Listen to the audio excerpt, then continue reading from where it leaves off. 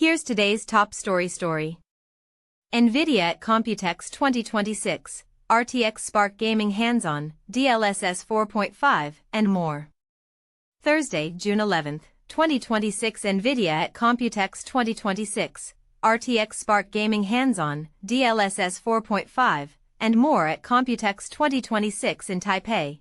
NVIDIA invited the press to a hands-on walkthrough of the RTX Spark platform, spread across multiple rooms covering gaming, creator, and AI workloads.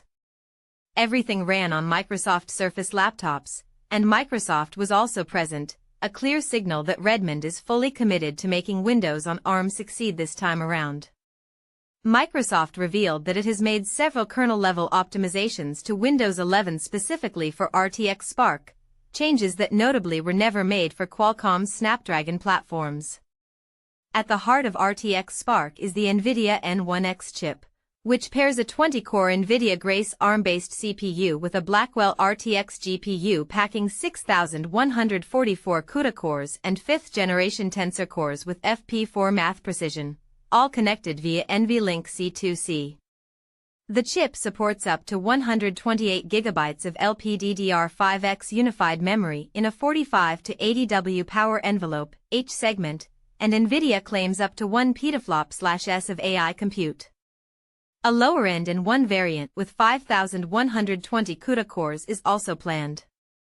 RTX Spark is not strictly a laptop platform either. NVIDIA also showed compact desktop mini PCs and the DGX Spark, targeting creators and developers who want the same silicon in a stationary form factor. And, looking at that power envelope, I wouldn't be surprised if N1X, or a variant, eventually ends up in a handheld gaming console. It just makes a lot of sense. A chip like this could also compete with semi-custom AMD chips for the next Xbox or PlayStation. The N1X chip. We got a close look at two N1X samples.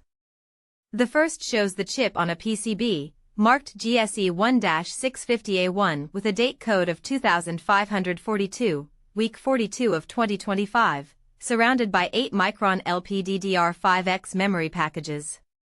The memory is Micron MT62F4G32D8DV020WT, 128 gigabits, 16 gigabytes, per package running at 9,600 metric tons per second, for a total of 128 gigabytes unified memory, and a combined memory bandwidth of 307 gigabytes per second. The orange border visible around the die is a protective film covering the substrate, not part of the silicon itself. The second sample clearly reveals the two-die design. The Grace CPU, E7A227, and Blackwell GPU, E7A214, sit side by side, connected via NVLink C2C interconnect. This chiplet approach is what enables the unified memory architecture, similar in concept to Apple's M-series, eliminating the traditional bottleneck of shuttling data between separate CPU and GPU memory chips. Both chips are built on the TSMC 3nm node. Gaming on RTX Spark. The gaming rooms were a highlight of the press tour, and the company clearly wanted to make a statement. ARM-based Windows PCs can game.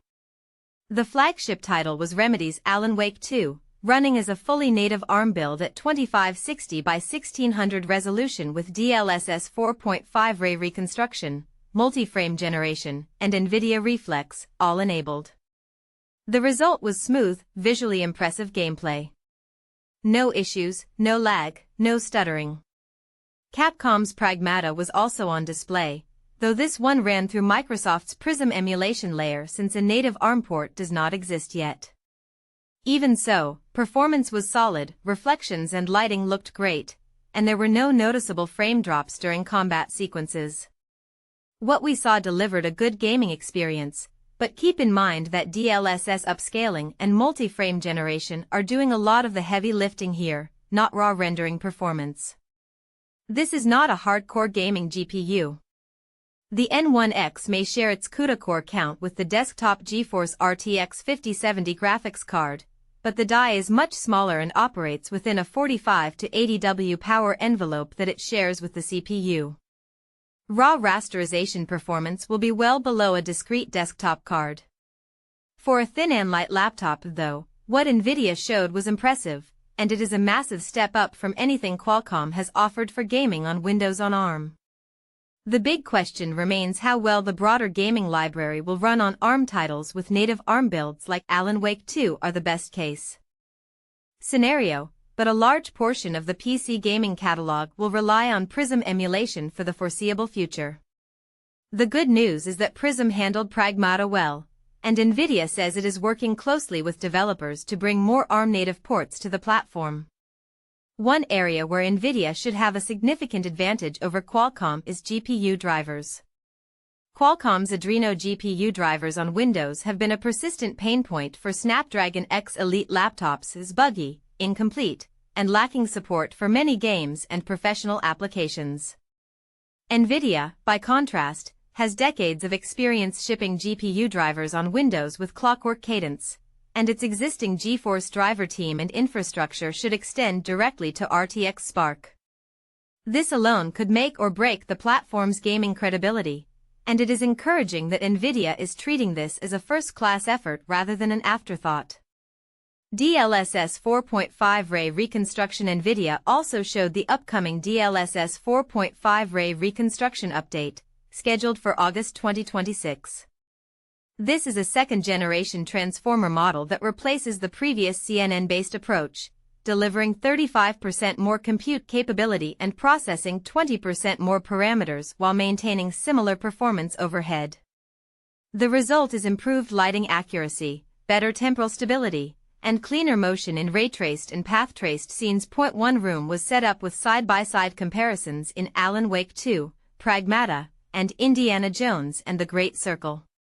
The improvements were visible as CRT television screens in Alan Wake 2 now properly render individual lines of static noise, and Pragmata showed fewer residual artifacts with improved lighting responsiveness.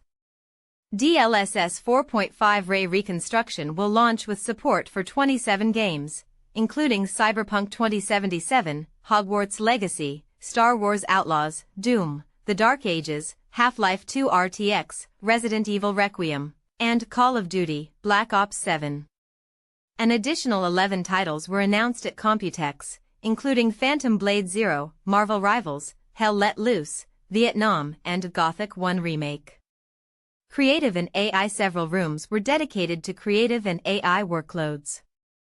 Adobe Photoshop already runs natively on ARM64 Windows, but for RTX Spark, Adobe has added GPU-accelerated compositing at its core, live filters, HDR editing, and effects all offloaded to the Blackwell GPU, with NVIDIA claiming 2x faster AI and graphics performance. The Photoshop station had an AI agent driving the application through its existing public automation API, not natively integrated, but a clever approach that lets a local LLM control Photoshop without Adobe having to build AI features into the app itself. Starting from a hand-drawn creature sketch with texture style assignments, the agent used Stable Diffusion to generate a photorealistic 2D image in Photoshop, and then went a step further by producing a 3D scene video from the result. Not an actual 3D model, but a convincing generated video with depth and camera movement, all running locally on RTX Spark. Adobe Premiere Pro is receiving similar GPU acceleration for RTX Spark, including its ability to leverage the latest NVENC and NVDEC accelerators on the N1 silicon. DLSS 4.5 Ray Reconstruction is also coming to Blender 5.3 as a new denoiser this fall, replacing the current optics denoiser with much better quality.